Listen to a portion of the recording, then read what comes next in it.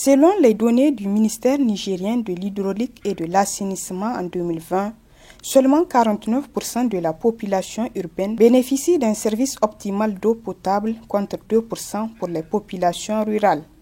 Parmi cette population urbaine à Niamey, plusieurs quartiers font face à une pénurie d'eau, surtout pendant la période de forte chaleur.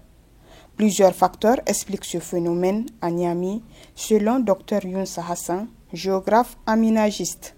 L'accès à l'eau potable, c'est traduit d'abord par une sorte d'écrit, si vous voulez, et un modèle que vous voyez ici, à travers cette image autour du fleuve Niger. Au niveau de la ville de Niamey, surtout notamment au niveau du premier arrondissement communal, à partir du plateau, où le service d'eau a commencé avec la construction du premier château d'eau, vous avez dans cet espace le réseau qui est presque diffus. Vous savez, le réseau qui passe partout. Donc, ce qui fait que c'est comme si, au fur et à mesure que vous vous éloignez du fleuve, vous êtes en train de vous éloigner d'un meilleur accès à l'eau potable.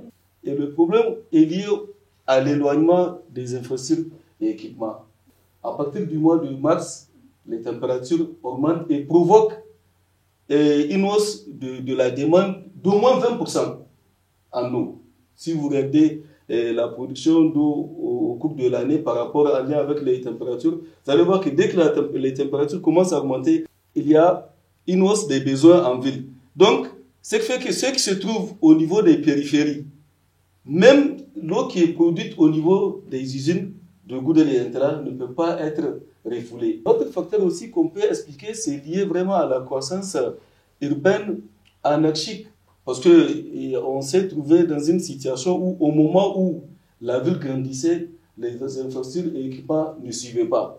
Pour faire face à ce problème d'eau dans ces quartiers à Niamey, un modèle d'aménagement hydrique s'avère nécessaire, selon toujours Dr Younsa. La pénurie, c'est un facteur qui est socialement construit. C'est-à-dire qu'en fait, la pénurie, c'est surtout provoqué par les usages de l'eau. Donc, puisque c'est une mauvaise utilisation de l'eau, une mauvaise répartition de l'eau, par exemple, nous, au niveau du laboratoire, les réflexions que nous menons pour aider à améliorer, c'est d'essayer de trouver un modèle d'aménagement qui permet d'atténuer les souffrances de ces populations qui sont au niveau de ce troisième territoire qui est au niveau de la périphérie. Donc c'est un modèle sur lequel nous continuons à travailler, qu'on appelle le modèle du PESOL, qui essaie d'appréhender l'ensemble des services qu'on a dans la ville de Niamey afin de faire une répartition qui va permettre d'avoir un équilibre hydrique.